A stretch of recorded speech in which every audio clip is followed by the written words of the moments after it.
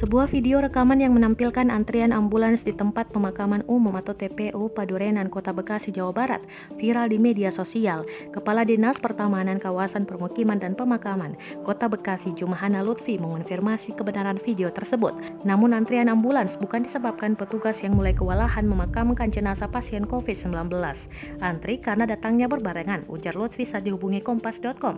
Definisi ngantri bukan seperti orang antri ambil tiket, tapi berbarengan, sekali datang 4 atau 5 mobil. Sebagai informasi, TPU Padurenan sudah digunakan untuk pemulasaraan jenazah pasien COVID-19 yang dilakukan sesuai protokol kesehatan sejak tahun lalu.